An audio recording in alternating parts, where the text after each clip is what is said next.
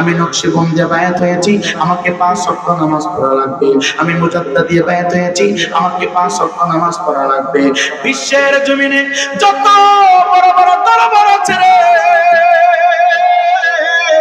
যেই কোন দরবারে তুমি হাত দাও বায়াত হও না কেন, নামাজ নামাজ নামাজ নামাজ নামাজ লাগবে।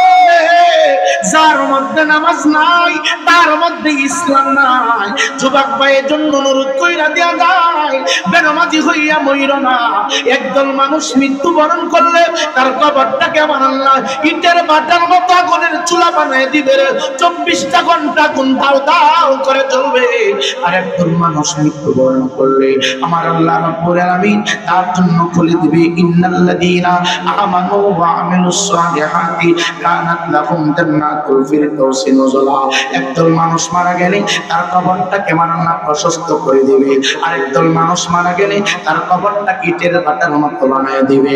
এই জন্য অনুরোধ করে বলি, এই কণ্ঠের আওয়াজ যতদূর পর্যন্ত যাইতেছে বাবা, অনুরোধ করে দেয়া যায়, নামাজ কাজা করবা না, নামাজ কাজা করবা না। নামাজ পিসাবের হুকুম না, নামাজ সাহাবায়ে কেরামের হুকুম না, নামাজ কোন পয়গম্বরের হুকুম না। নামাজ একটু আওয়াজ দেয়া বলেন না, হুকুমটা কার? জোরে বলেন কার? ইমানদার মুসলমান যুবক, আল্লাহর কসম করে বলি রে বাবা, নামাজ ছেড়ে দিয়ে আল্লাহ রাসূলকে কোনোদিন সন্তুষ্ট করা যাবে না।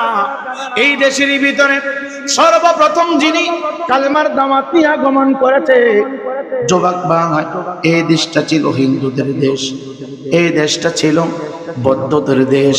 এই দেশের ভিতরে 99% মানুষ হিন্দু ছিল। এই দেশের ভিতরে খানকা ছিল না, মাজার ছিল না, মুকাম ছিল না, মসজিদ মাদ্রাসা কিছুই ছিল না। এই দেশের মানুষগুলো মূর্তি পূজা করত, আগুনের পূজা করত, গাছের পূজা করত।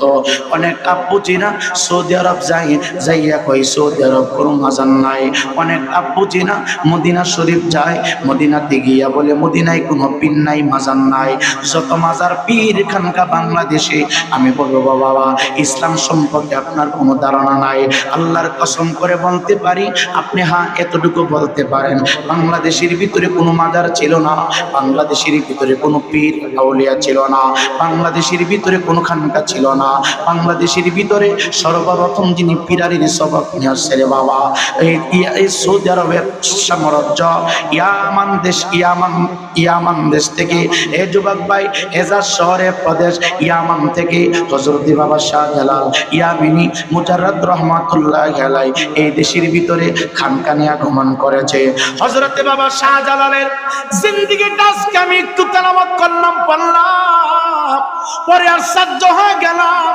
শাহজালাল ডাক দিয়া কইরে, এই বাঙালি মুসলমান শোনা, আমি 5 ওয়াক্ত নামাজ না, আমি দৈনিক 9 ওয়াক্ত নামাজ পড়েছি।